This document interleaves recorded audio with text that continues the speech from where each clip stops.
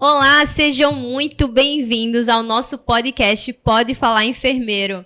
Eu sou Milka Lorena. Eu sou Jaiane Gomes. Somos enfermeiras e estamos aqui com um episódio muito interessante para vocês, não é verdade, Jaiane? Sim. Muito então, especial.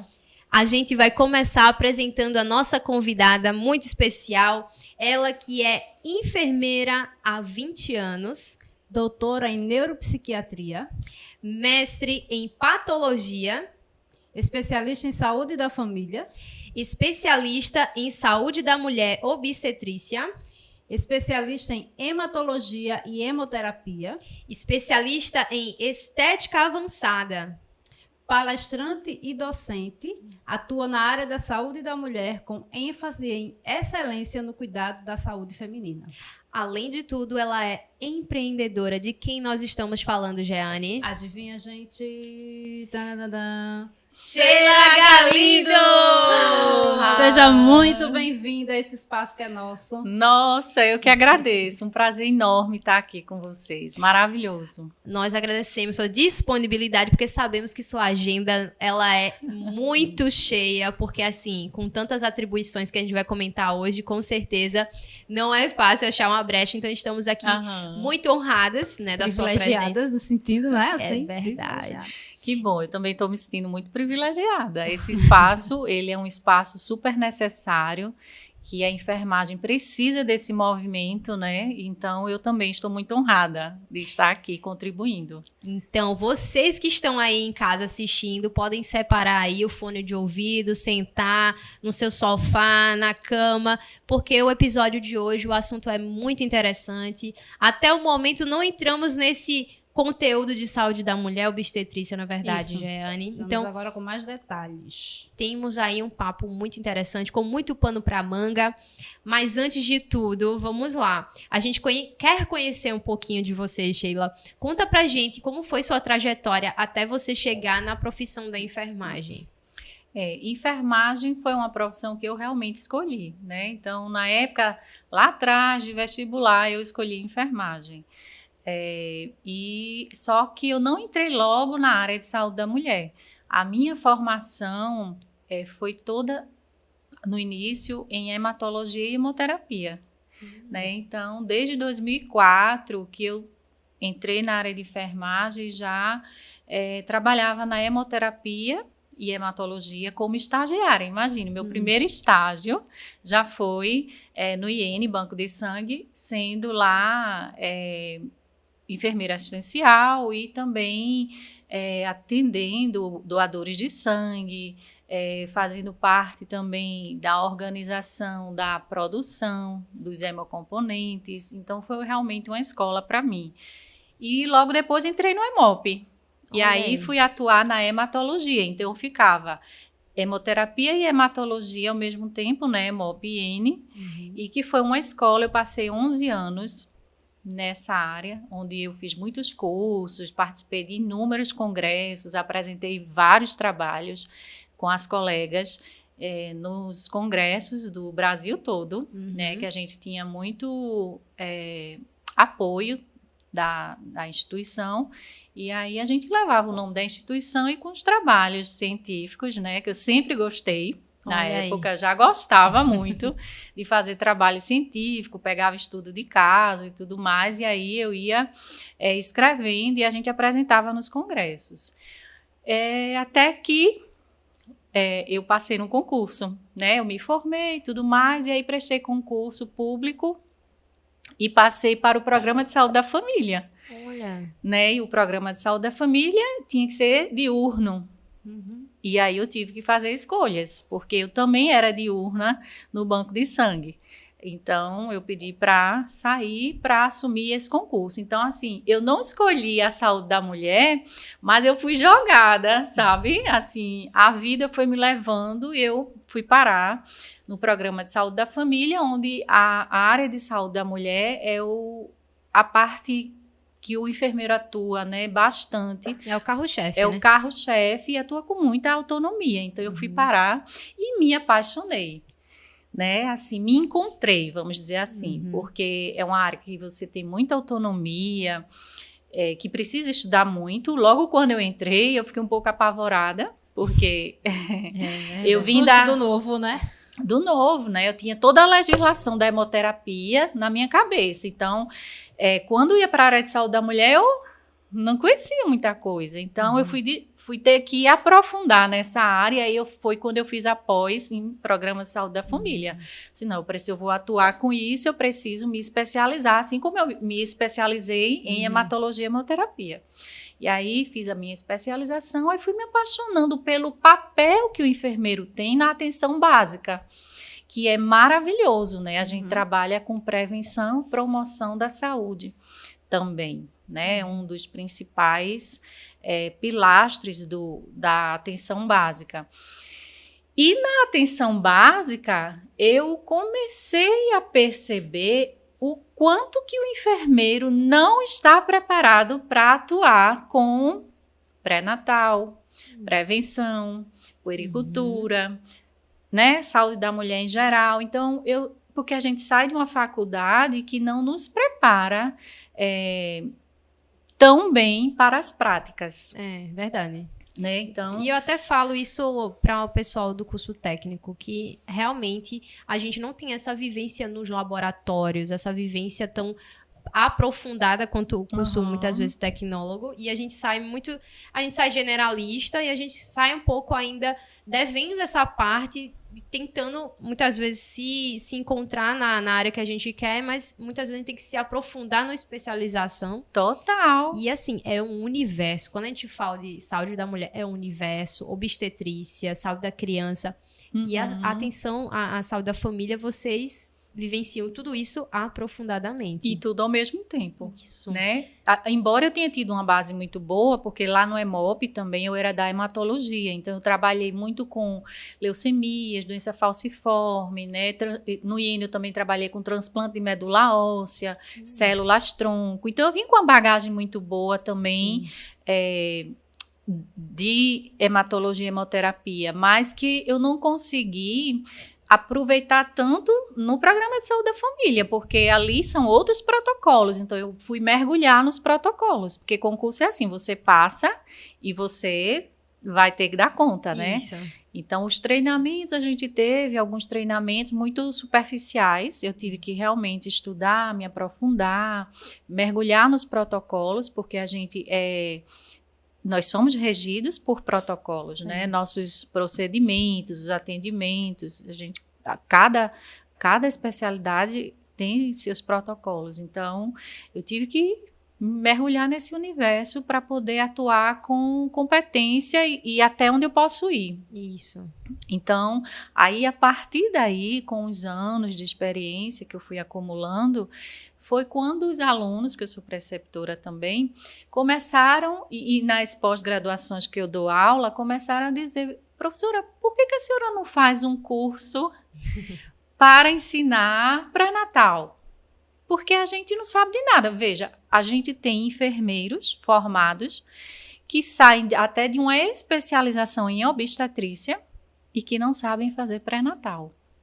Contraditório, que né? incrível isso, né? Assim, É interessante de né? se comentar isso. É inacreditável, porque não tem a prática. Isso. Né? É porque realmente a gente, quando aprende, a gente vê os protocolos do que deve ser solicitado, quais os valores de referência, mas a dinâmica da prática é muito complexa e diferente, que você tem que conciliar o que você aprendeu na teoria com as situações atípicas, as situações que são, às vezes, é uma coisa rara que aconteceu na tua situação, e aí como conciliar a situação social com a questão do que ela está passando. Sim, total. Para o contexto, né, do que você tem de recurso, né, e realmente a gente tem que dar conta disso.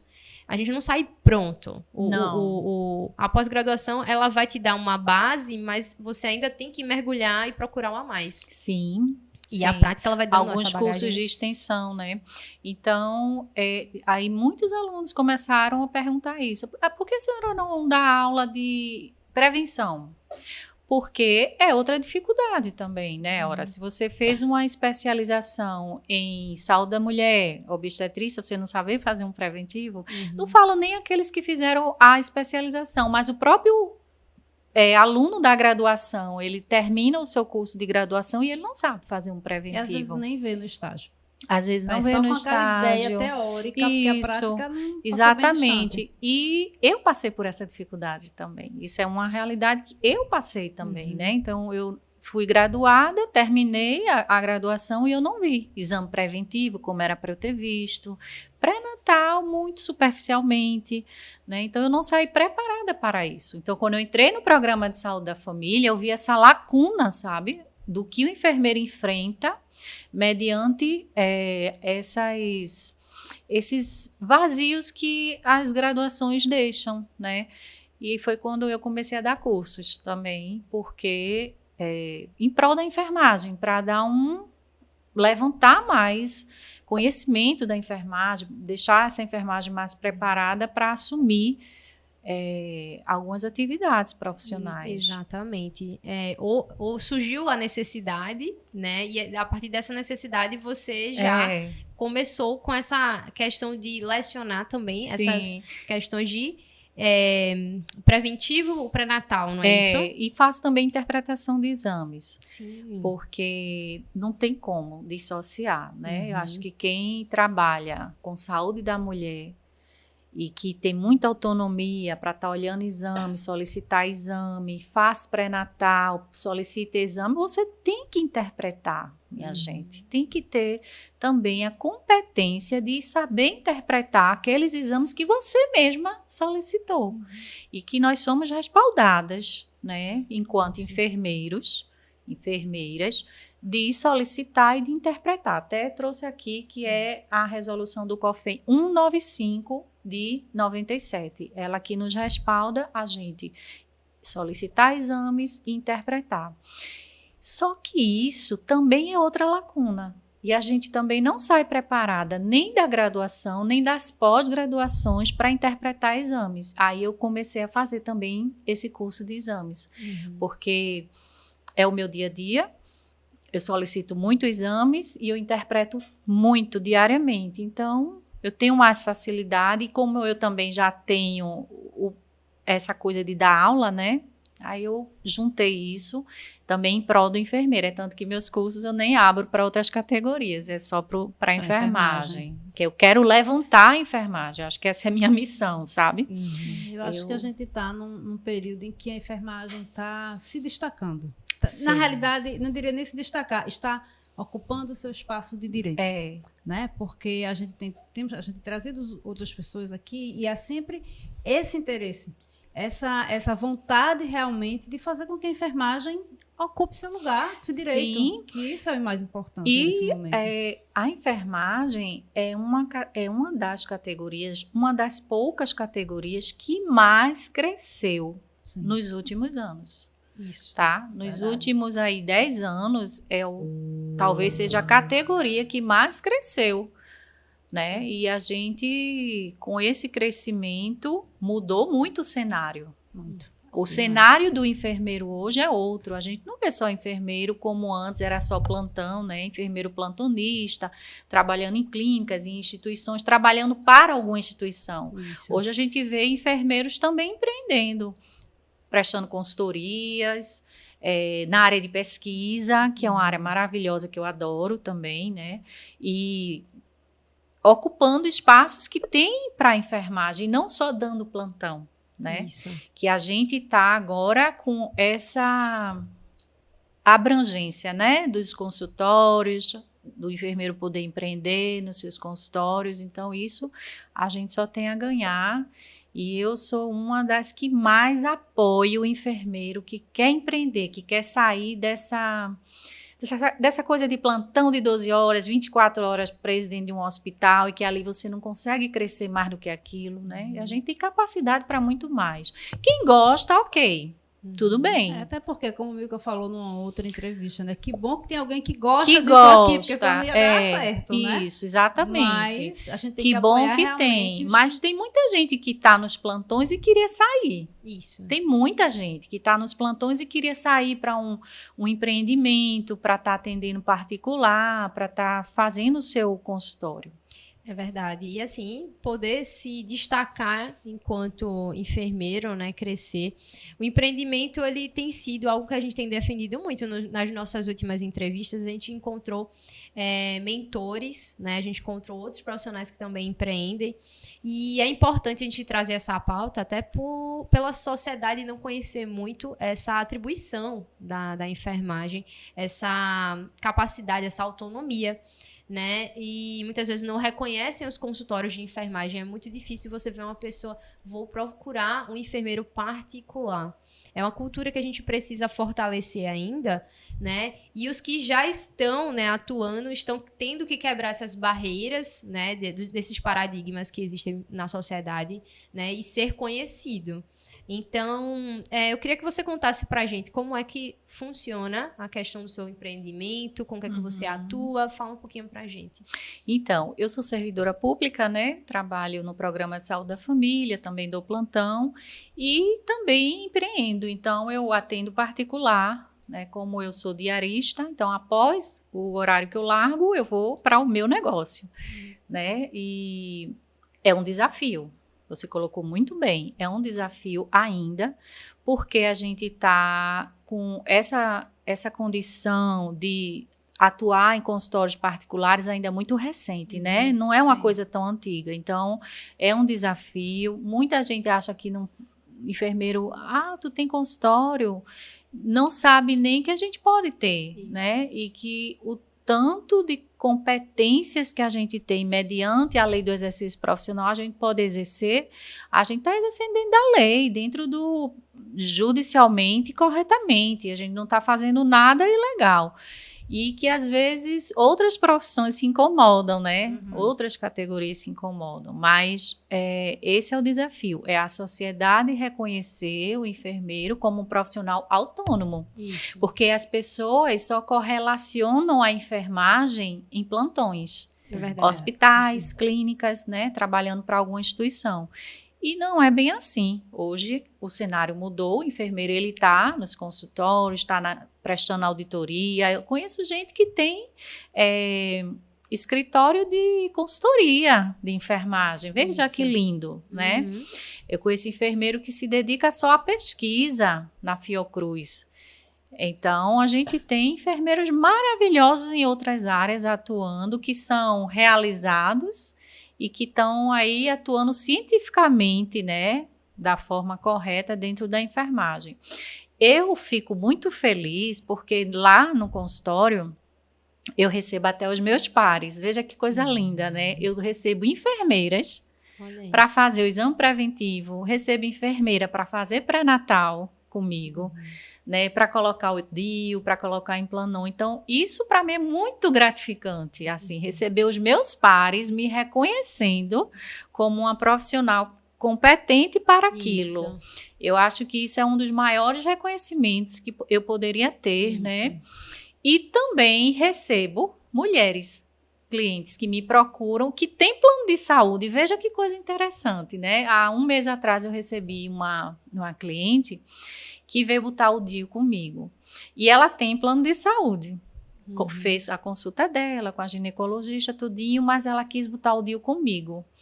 E eu fiquei, assim, lisonjeada com aquilo. Ela vê em mim um valor, né? Que é isso que a gente precisa, ser enxergada pelo valor que nós temos. A gente estuda para isso, né? Nossa, eu estudei a minha vida toda. Eu não sei quando eu parei de estudar. Acho que você não parou.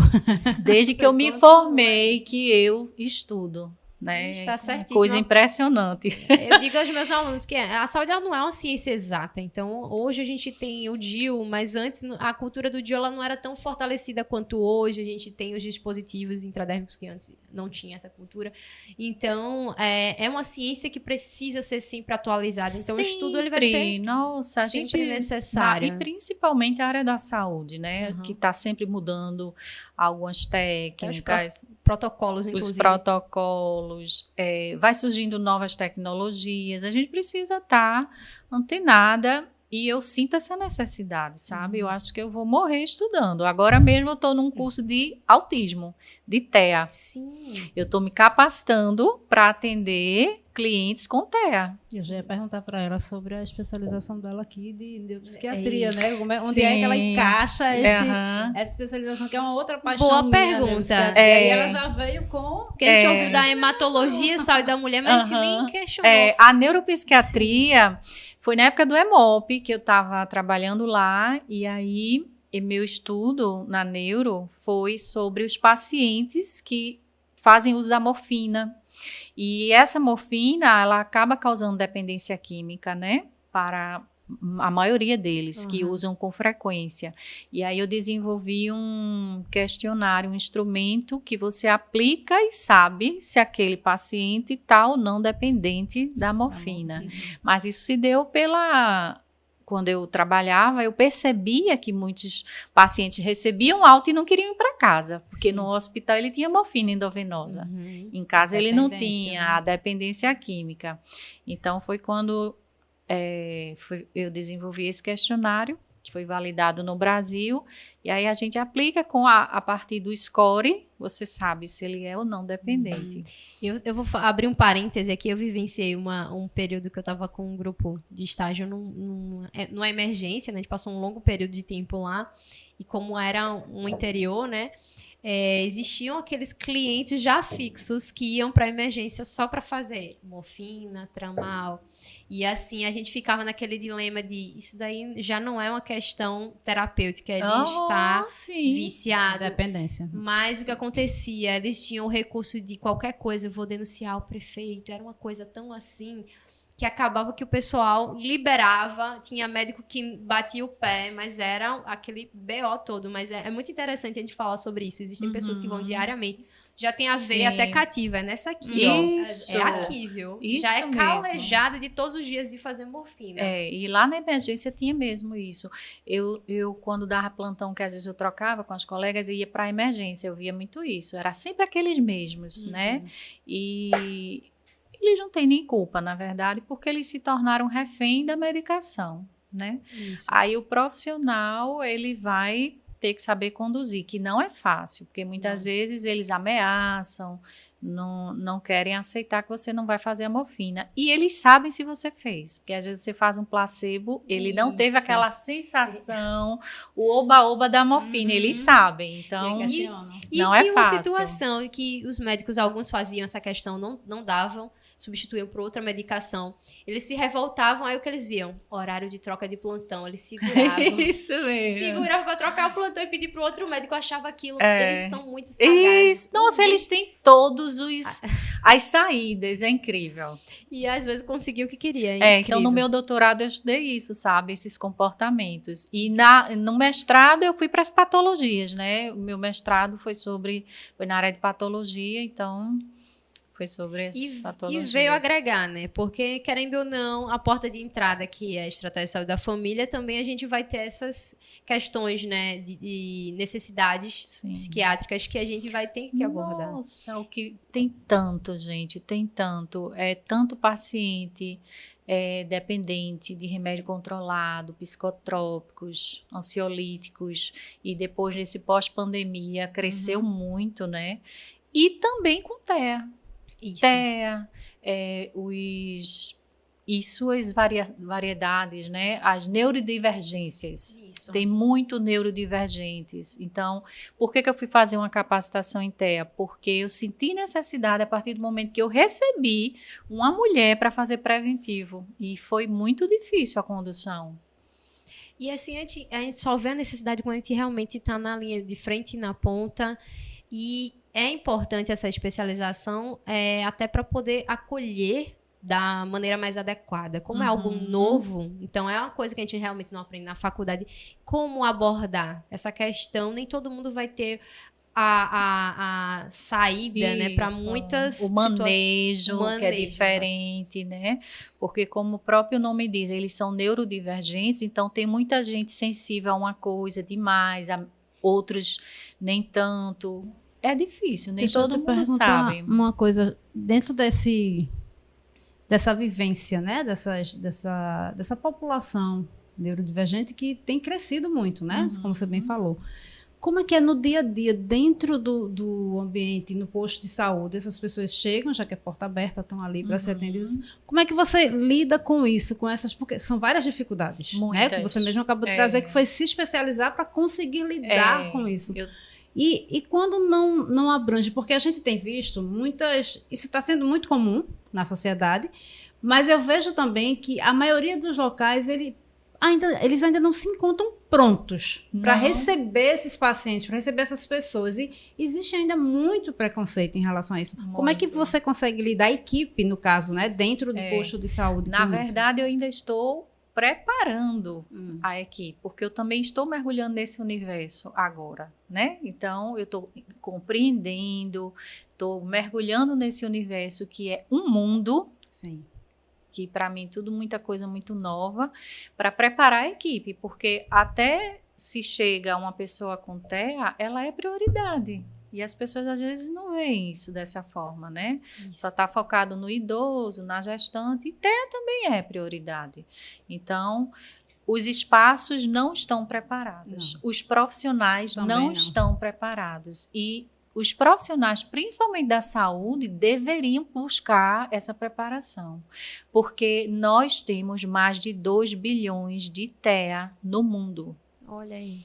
Certo? No mundo inteiro. Então, a nossa realidade é que essas próximas gerações, elas vão aumentar e vai ser o nosso dia a dia. É a gente saber lidar com o neurodivergente, sob os mais variados cenários, né? Não só na área de saúde, mas no supermercado, no shopping, nas lojas, nas escolas. Pronto, escola é um ambiente onde todos os professores deveriam ser capacitados, né? Para isso. A gente é instrutora, né, de escola de técnico de enfermagem, e aí eu vou falar por mim, que eu acredito que Milka também já enfrentou isso. A gente tem esses alunos. A gente tem chegado esses alunos para a gente. E que estudam juntos, com os outros, né? Eu tenho um no momento que ele fica bem calado. Presta atenção em tudo, mas ele fica bem calado. E se você vê que precisa você também ter esse conhecimento para dar essa assistência, né? É um desafio aí a ser vencido. Total, um desafio quando enorme. A gente fala muito de TEA, a gente lembra muito de criança, de formação, crescimento e desenvolvimento, mas foi interessante ela trazer a questão da mulher já adulta, na fase madura, né? Que vai ter a necessidade de realizar alguns exames que, para você, né, chegar, essa questão da sociabilidade que já não é fácil, né, com relação às pessoas que têm TEA. Então, a gente falando aqui já trouxe uma outra problemática, são eles na formação como futuros profissionais. Eu, como vivenciei também situações, ainda vivencio, né, com alunos que têm, às vezes a gente não sabe, muitas vezes, o feedback do que ele está absorvendo por eles não interagirem tanto. Então, às vezes, a gente tem através de uma prova, mas ainda assim não tem como a gente medir a técnica, né? Às vezes eles têm dificuldade de abordar outros pacientes, eles como, né, portadores, como tendo o TEA, e ter que lidar com outras vidas é complicado. A gente sempre tem que estar dando aquele suporte, e por isso que é importante a gente ter sempre essa especialização. Até a forma de falar, de tratar essas pessoas. Isso, a própria linguagem, linguagem. Porque a linguagem nesse universo do TEA é bem diferente. Exato. Né? Eu ainda estou me familiarizando, exatamente, né? Porque eu também não tinha esse conhecimento. E é isso aí, a gente vai ter cada vez mais os autistas presente nos cursos, nos locais de trabalho, porque o autista suporte 1, nível de suporte 1, ele pode trabalhar tranquilamente, talvez até o 2 também, a gente tem suporte 1, 2 e 3, né? Isso. Então, o suporte 1, às vezes, está aqui no meio da gente, entendeu? Exato. É só uma pessoa que tem algumas diferenças, algumas particularidades sensoriais e tudo, mas são pessoas inteligentes, capacitadas, e a gente aqui precisa estar adaptada para eles e não eles para a gente. Exato. Né? A gente está entrando muito nessa questão, né, da neuropsiquiatria, mas eu queria retomar um pouquinho sobre a questão de saúde da mulher. Sim. E eu queria perguntar a você, né, com relação às suas pacientes, quais são as queixas, as principais queixas que você costuma ouvir relacionado às questões de patologias ginecológicas, obstétricas. Traz um pouquinho dessa realidade da tua vivência. Olha, a maior queixa que eu tenho, tanto no SUS como no privado, são mulheres com leucorreias. Né? O que são leucorreias? São corrimentos vaginais, né? Então, coceira, o prurido, né? Às vezes, odor, corrimento amarelado, esbranquiçado na calcinha. Então, essas são as maiores queixas, realmente. E que, às vezes, eu vou botar um DIU, ela não vem nem por isso. Eu vou botar um DIU. Então, quando eu olho, inspeciono o colo, tem lá uma leucorreia, né? Então, essas são realmente as maiores queixas. Daí a importância da consulta ginecológica, né? E tem pessoas que não têm a cultura de realizar, por exemplo, o Papa Nicolau, ou seja, a citologia oncótica. Sim. E só procuram muitas vezes porque já estão tendo esse desconforto, na verdade. Às vezes eles aproveitam que existe essa porta, às vezes é livre demanda, né? Não sei se tem dias... Lá eu boto dias fixos, mas... Se o paciente, muitas vezes, precisa, a gente abre a exceção, né? Mas a gente tem que fazer essa conscientização. Você imagina que eu já tive mulheres de meia idade que nunca fizeram o exame preventivo por vergonha. Por vergonha, né? Tem mulheres que faz o exame e passa 5, 6 anos para fazer de novo. Então, hoje em dia, isso... é uma realidade. E também tem mulheres que estão ali querendo fazer todos os anos, né? Que são mulheres mais antenadas, mais cuidadosas. É importante esse exame preventivo não só para o câncer de colo de útero, não só para o rastreio do câncer de colo de útero, mas também para ver outras patologias. Às vezes a mulher vai fazer um exame preventivo, quando eu olho ela tem um pólipo importante ali no canal do orifício cervical externo, um pólipo que tem que ser retirado, que ela nem sabia. Então, tem um pólipo ali, às vezes ela tem uma área já esbranquiçada ali no colo, que a gente precisa investigar, ou ela está com a candidíase muito grande, e isso muitas vezes impacta nas relações sexuais, né? Quando a gente conversa, você vê que tem um impacto, porque a mulher que tem um corrimento importante, ela não se sente à vontade com sua parceria sexual, às vezes se incomoda.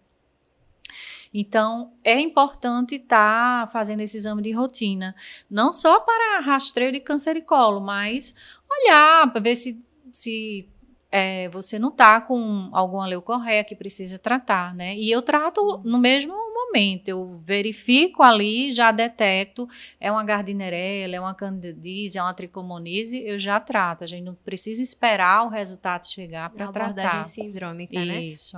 E assim, ainda por existir esse tipo de situação que afeta a questão da vida sexual das pacientes, que talvez muitas procurem fazer o exame ginecológico, porque senão... Isso. Não é verdade? Eu tive uma paciente que eu não esqueço, ela me procurou e ela disse assim, doutora, eu preciso falar com a senhora urgente, não, assim, já ainda no corredor, no SUS. Sim. Aí eu falei, pode falar. Ela disse, olha, meu marido disse que eu tô com um odor. Coitada. Né? Coitada, né? Assim, veja como impactou na vida dela, né? Bem desagradável, né? E veja que foi o incômodo do marido, não do foi marido. o incômodo dela que levou ela, veja. Mas isso é um assunto que a gente precisa conversar em consultório, porque às vezes a mulher, ela quer, numa relação sexual, que o homem tenha um grande desempenho, vá para as preliminares, né, e tudo mais, sexo oral e tudo mais. Só que uma mulher, por exemplo, com gardnerella, minha gente, é terrível, né? Terrível. Como que esse homem vai tá com aquela mulher ali, ela tem uma gardnerella importante? Ele não vai conseguir. A gardnerella tem um odor fétido, secreção amarelada, às vezes até purulenta. Então, essa mulher ela tem que buscar consulta, ela tem que buscar uma ajuda de um profissional competente. E ainda assim tem algumas que recorrem ao famoso Google, Aprende as receitas caseiras. Nossa. Aprende aqui um banho de assento, mas não procura o posto. Então, às vezes, é o último recurso. Porque, assim, às vezes a mulher, ela usa um antifúngico para uma coisa que é bacteriana, ou um antibiótico para uma necessidade antifúngica. Então, e tem que... O profissional é que vai direcionar, né? Uma coisa importante nisso também são os tabus, né? Sim. Falar, por mais estejamos no século XXI, estamos aqui, né, com toda essa evolução da tecnologia e aí tal, mas sentar para falar sexo, região genital. Quando a gente tem sala de aula que vai falar, você vai pegar o óculos... Gente... O que há? Então, esse tabu dificulta essa chegada, eu percebo essa busca. Quando eu vou falar sobre banho no leito, não estou nem falando sobre essa questão da região íntima, as pessoas já começam, professora, mas a gente vai ter que higienizar a região íntima. Eu fico, olha, pessoal, se para vocês é algo constrangedor, imagine para o paciente que vê você ele também vai estar numa situação de vulnerabilidade, ele não está ali porque ele escolheu. Vocês têm que deixar de ter tabu com o corpo humano, porque é o material de trabalho de vocês.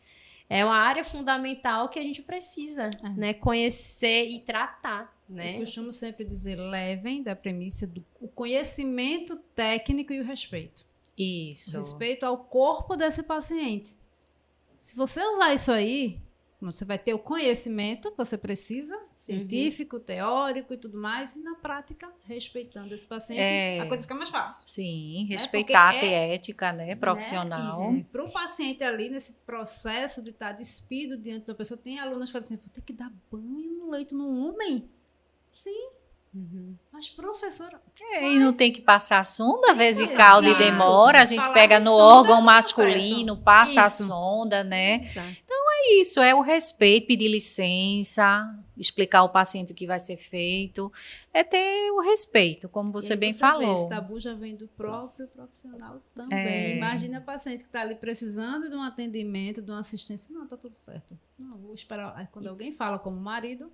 vai em busca. E precisamos de pessoas que não tenham esse tabu justamente para essas mulheres poderem se abrir, né, através de confessar as particularidades e poder restaurar essa vida saudável em todos os seus aspectos, inclusive a sexual, né?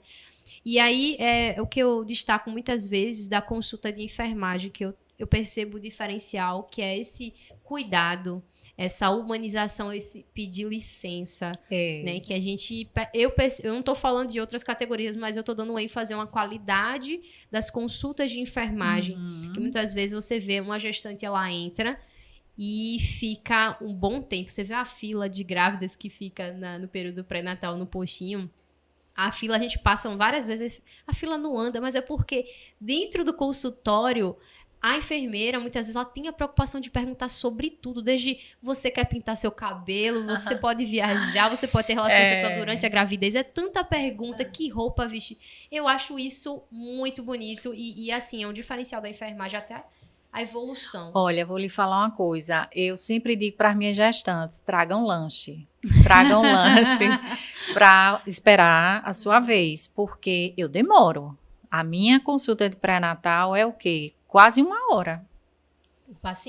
Por paciente, certo? Então, elas já sabem. Mesmo, né? Não reclamam.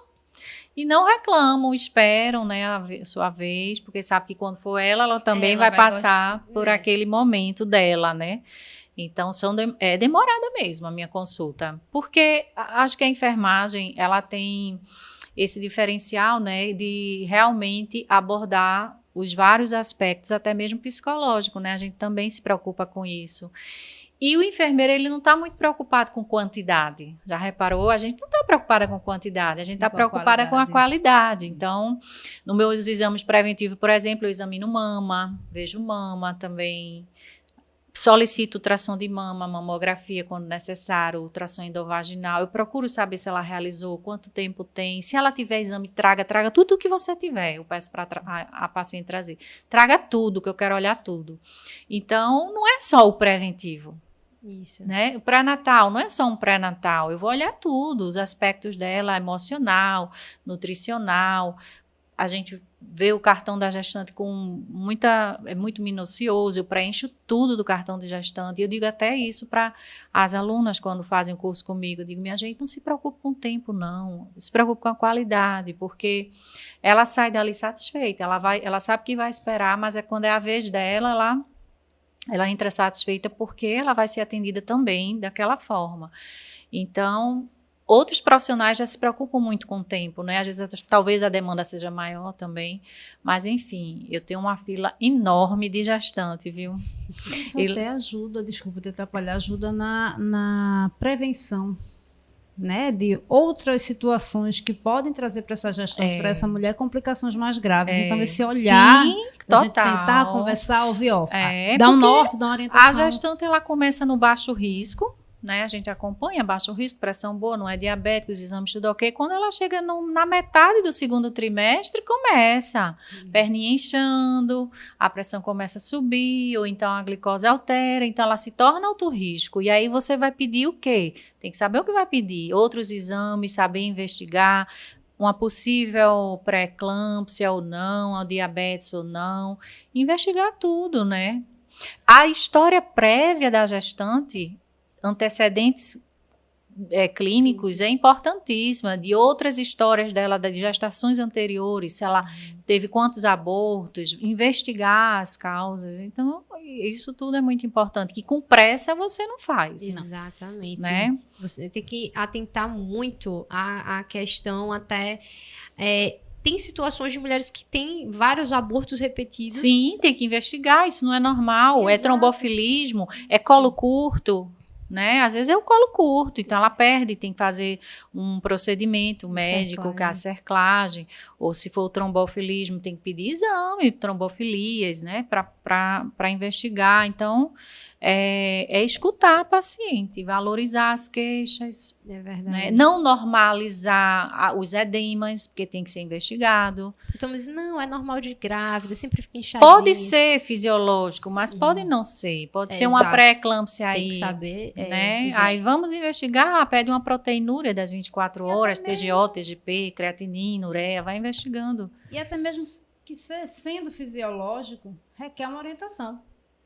Na verdade, mesmo sendo fisiológico, a gente tem que passar para essa gestante, olha, tá assim por isso você pode fazer assim para melhorar. Perfeito. Então, tem que dar atenção. Porque o volume sanguíneo, o volume plasmático de uma gestante aumenta muito, né? Ele aumenta quase em 50% a mais. Então, é uma sobrecarga cardíaca muito grande na fase de gestação. Então, algumas mulheres têm um edemazinho por conta disso, né? Essa circulação. Mas não tem nenhuma patologia por trás disso. Mas outras têm. É verdade. Então, tem que saber investigar. É verdade. Eu tenho uma questão que é muito comum que eu vejo na população de uma maneira geral, que até perguntam a mim, né, às vezes, por ser da área de saúde, a gente recebe muitas perguntas. A questão da candidíase de repetição é uma problemática que é muito comum. Sim. As pessoas tratam da mesma forma e geralmente não conseguem realmente a eficácia do tratamento. E aí eu queria saber se, de fato, como a gente pode tratar essa mulher que tem candidíase de repetição. Então, a cândida a gente já tem ela, né? A cândida existe no homem e existe na mulher. Só que não de maneira patológica. Ela tá ali na nossa flora vaginal, mas uma população muito pequena. E o nosso pH, ele é levemente ácido. Então, quando ele muda, seja por questão emocional, alimentar, porque, por exemplo, quem consome muito carboidrato vai ter alteração de pH vaginal, medicação altera pH vaginal, roupa molhada por muito tempo. Então, alguns fatores internos e externos podem alterar o pH vaginal, e aí a população de cândida, ela cresce, ela aumenta. Aí você tem aí uma candidíase. A mesma coisa é a gardnerella. A gente já tem a gardnerella, mas numa população muito pequena, não patológica. E se também a gente tem variação de pH, ela vai aumentar e vai virar uma vaginose bacteriana. Mas, então, eu tenho muita gente com candidíase de repetição. É incrível, assim, tem mulheres que têm candidíase, fazem o tratamento e fica boa, não volta mais.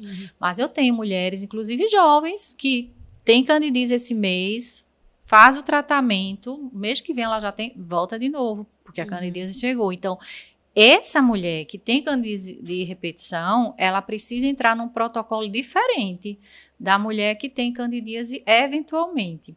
O que é candidíase de repetição? É a mulher que dentro de 12 meses teve 4 ou mais vezes candidíase. Isso a gente chama de repetição.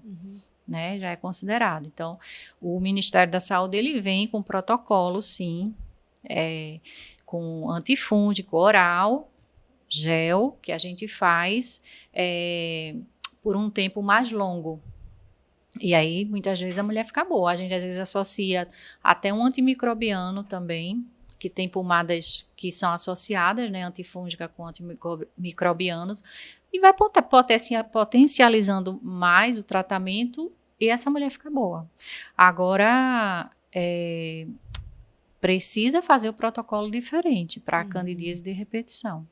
Eu acredito que seja um dos principais tipos de... É uma das principais queixas. Uma das principais. Porque ela, inclusive, muito ela comum. Não está relacionada à questão da vida sexual da mulher. Não é uma IST. Não é uma IST. Não é uma IST. Pelo protocolo, não precisamos tratar o parceiro. Sim. Antigamente precisava, hoje não é obrigatório, porque não é uma IST. A Gardnerella também não é uma IST.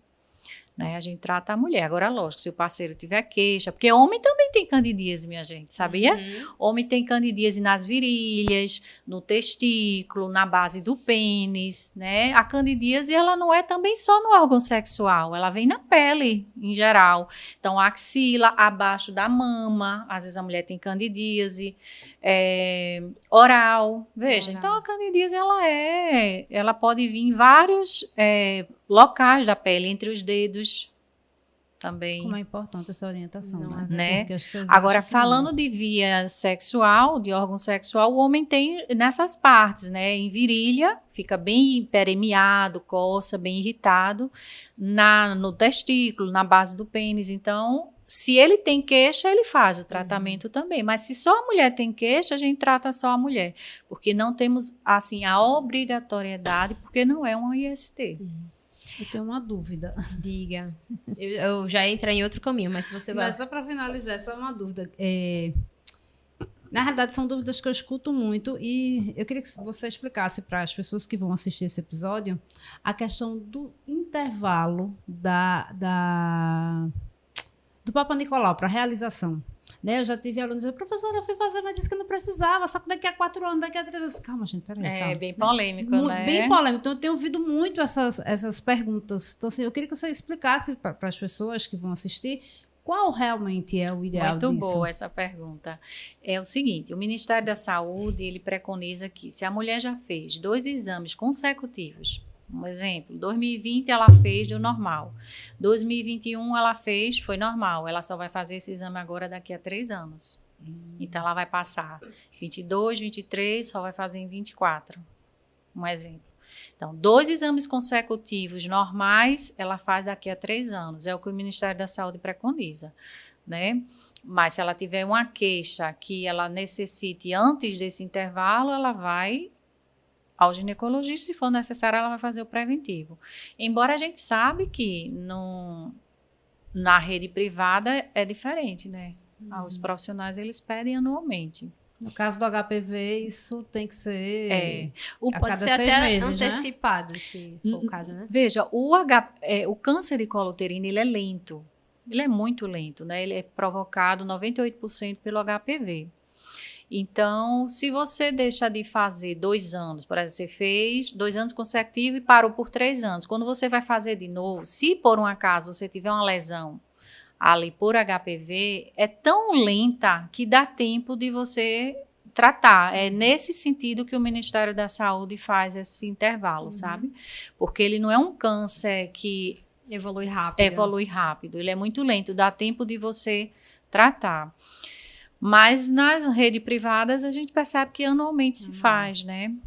E o HPV, lembrando que muitas vezes quem tem HPV não tem um câncer de colo de útero, pelo amor de Deus.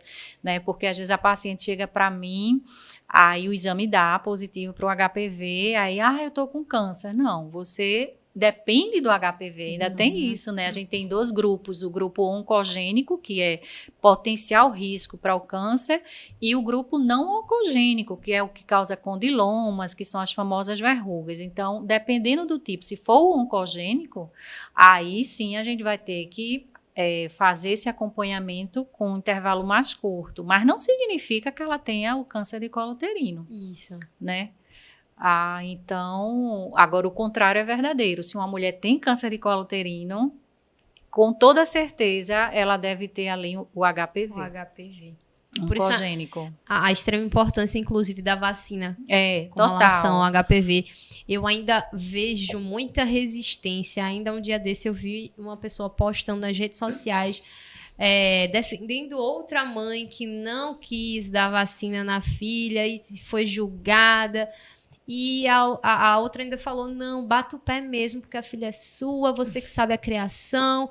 E eu, meu Deus do céu, porque a mentalidade porque é com 9 anos, as pessoas estão incentivando. Não é isso. Que ignorância, eu chamo isso Exato, de ignorância. falta de conhecimento. A gente sabe que a intenção é justamente pegar o público que não teve a iniciação à vida sexual, Sim. porque uma vez que se inicia, muito provavelmente a pessoa vai ter contato, porque é um vírus muito comum. 80% de 10 pessoas, 8 tem o HPV, veja. Isso, muito comum. Então, esse público, teoricamente, não iniciou vida sexual, então, porque uma vez que você já tem a vacina, ela se torna inútil. Então, as pessoas precisam entender, mas a mentalidade do público hoje com relação às vacinas está muito complicada. E o adolescente, ele não vai deixar de ter sua atividade sexual se não tomar a vacina. Tomando ou não, ele vai ter relação sexual. Então, é melhor que faça logo, né, a vacina. Logo que possível. O SUS oferece e tem impactado bastante na prevenção. Já é oficialmente constatado que a vacina, ela previne realmente, bastante, até na Europa, assim, eles têm um impacto de prevenção para o HPV.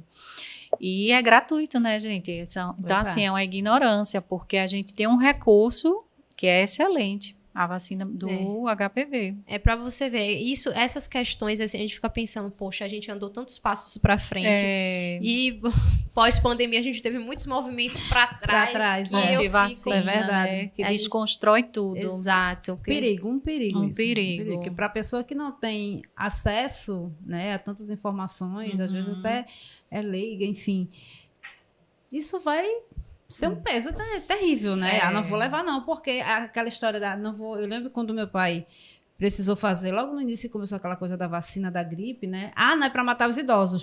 Olha só. Pelo amor de Deus. Não, mas é para matar. Revolta da vacina 2.0. Gente, calma. Incrível, né? Eu já sou o contrário. Teve vacina, eu já quero. Tô na fila. Eu quero, tô na fila.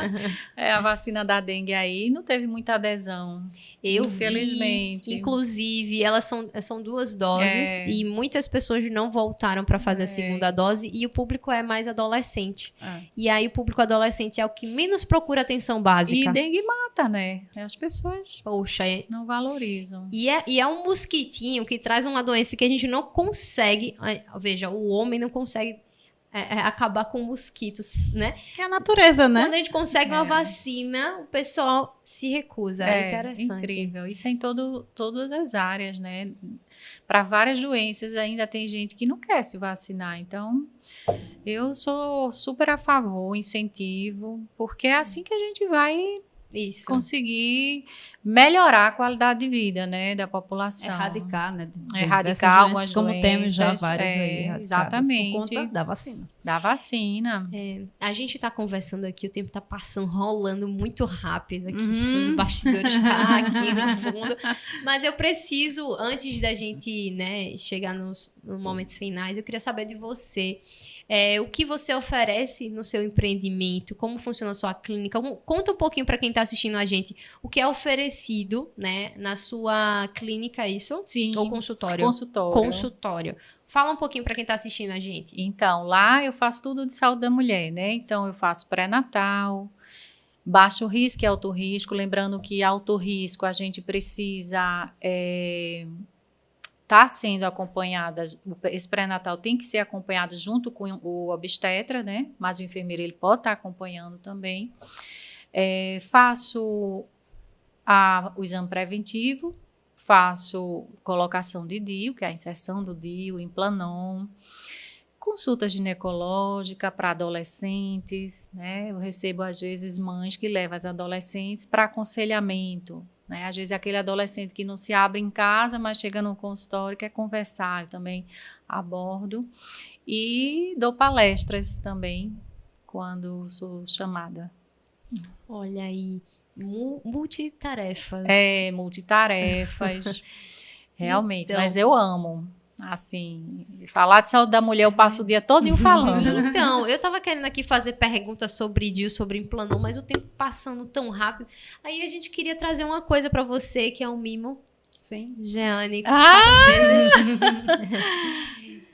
Esse mimo, só quem me prestigia, né? Nosso obrigada. Minha gente, eu que agradeço de estar aqui. A gente agradece. Para você olhar para ele e dizer, eu estive lá com ela. Sim, eu vou marcar pra você colocar no seu consultório. Coloque lá. Eu adoro caneca, tomo chá, tomo café, sou amante de café, olha, gente. Todo enfermeiro que se preze toma um cafezinho. Gosta de um cafezinho. Verdade, viu? Essa xícara aí só tem poucas edições, Nossa, né? Maravilhoso. Nossos entrevistados de honra, muito obrigada. Amei, gente, muito obrigada. Esse espaço é muito necessário, né? Como eu já falei anteriormente. E contem comigo com o que precisar. Esse movimento, a enfermagem precisa muito. A gente está nesse movimento de se fortalecer, né, das parcerias, que cresceu muito. É muito importante. Ninguém cresce tanto sozinho, né? A gente precisa das parcerias e de falar sobre enfermagem, que é uma profissão onde a gente tem, eu acho que é uma das categorias profissionais. É a maior, né? Da saúde. Saúde. Olha aí. Maior. Então a gente tem que falar da enfermagem, que muita gente ainda... positiva, de né? forma positiva. Porque muita gente fala ainda... E outra coisa, que o enfermeiro, ele estude, né, gente? Isso. Que ele estude, que ele se capacite, né? Tem muita gente querendo empreender, mas uma das coisas que vai dar base e segurança para empreender é estudar. Exato. Né? Estudar para atender com segurança, porque quando você vai empreender, você não tem um médico ali do lado, não. Isso. Né? Você está empreendendo aqui, ó, no consultório sozinha, vai chegar os exames, a paciente vai se queixar para você e você tem que saber o que vai pedir, o que é que tem naquele exame, o que é que vai fazer. Que é uma diferença do plantão, que você pode recorrer ao Sim. médico, ao colega, o empreendimento é você e você. É isso que eu digo para minhas alunas, gente, vocês têm que estudar, saber interpretar exame, o que vai pedir, até nos procedimentos, né, como conduzir, porque não tem ninguém ali junto, é você e você. E o paciente sabe se você está segura. Exato. Ele sabe. E o que faz? Ele voltar e te indicar justamente exatamente. Se ele confia em você, ele vai voltar e ele vai indicar. É impressionante. A né? credibilidade, ela vem através do seu conhecimento. Tem muita gente que quer empreender e tem medo. Muito enfermeiro que quer empreender. Eu tenho muitas alunas. Professora, eu queria tanto empreender, mas eu tenho medo. Mas o medo vem da falta de conhecimento. Porque quando você tem o conhecimento ele é libertador. Exato. Libertador. Ele te leva, assim, para uma outra dimensão. Você não tem medo. Porque você sabe o que é para fazer. Você sabe onde tá pisando. Você sabe do protocolo, sabe o que é para fazer, sabe interpretar. Você não tem medo, né? Então, eu queria reforçar isso. É estudar para atender com qualidade, né? Com competência, com excelência. Inclusive, a gente ia pedir justamente para você fazer uma mensagem, mas essa Já mensagem fez, né? já foi muito boa, né? Então, busquem o conhecimento. E assim, ser diferenciado, enfermeiro diferenciado, que às vezes algumas pessoas dizem, mas você é uma enfermeira diferenciada.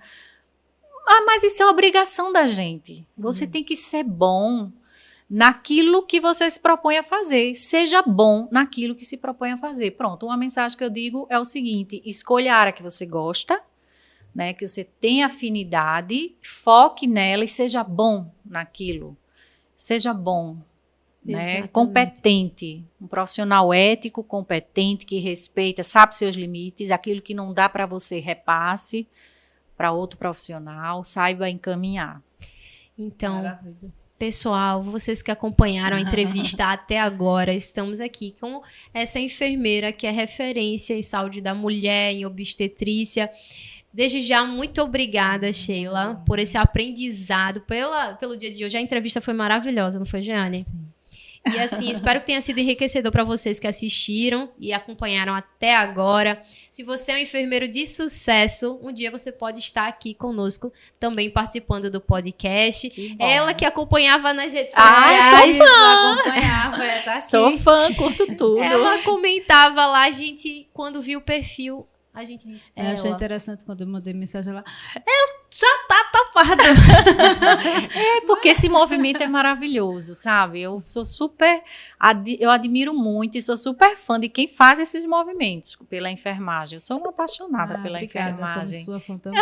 Obrigada, e eu sou muito agradecida de estar aqui hoje, tá? É uma honra. Então, muito obrigada também. Obrigada mesmo. Para viu? você que assistiu, muito obrigada. A gente vai encerrando por aqui. Esperamos vocês para o nosso próximo episódio do Pode Falar Enfermeiro. Você que é profissional de enfermagem ou de outra categoria da saúde, que também curte, né, as nossas conversas. E gente, segue, compartilha e vai lá no perfil da nossa entrevistada aqui. Sheila Galindo. Isso. Nome forte. Forte. Bem forte. Vocês só vão ter a ganhar. Então, muito obrigada pela participação. Sheila, muito obrigada por aceitar o convite. Estarei E é aqui isso, sempre que gente. chamar. Beijo, gente. Amei.